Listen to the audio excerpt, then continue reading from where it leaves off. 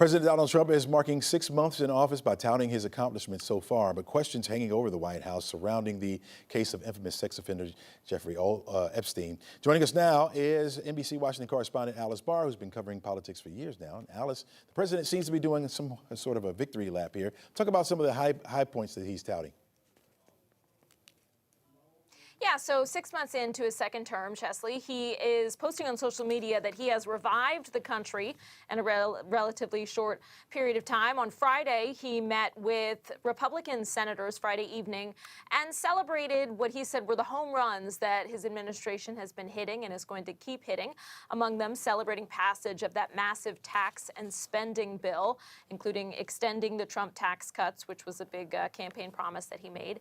And then also pointing to a drop in migrant crossings at the southern border, along with those controversial deportations we've been seeing across the country.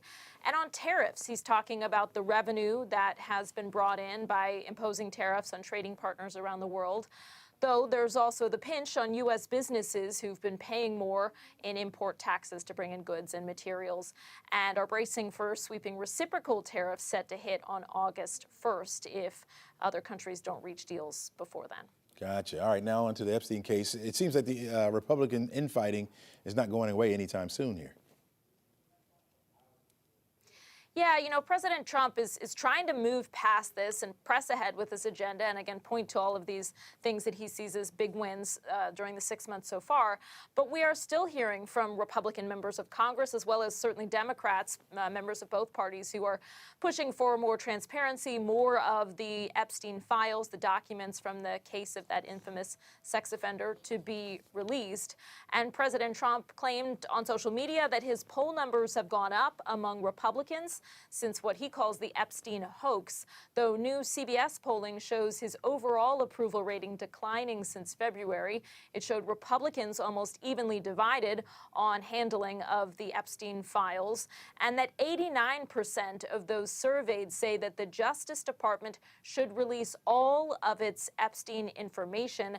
They have said, the Justice Department and the FBI have said that they are not going to release anything further, and that what they have in their possession backs up what they've been saying, that Epstein committed suicide in a jail cell and that there is no incriminating client list. That has been the big thing that folks have been wondering about. After a request from President Trump, the DOJ has asked for grand jury transcripts to be unsealed, so we're waiting for that process to play out at this point, Chesley. Gotcha. Alice, we're also hearing the calls for one of Epstein's closest associates, who's also been convicted, to testify before Congress. What's the latest there?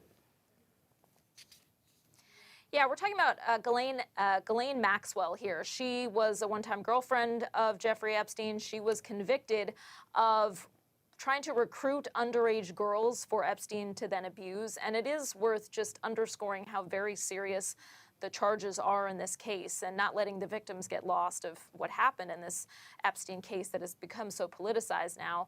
But Maxwell is serving a 20-year prison sentence, and she has said that she wants immunity to speak on Capitol Hill.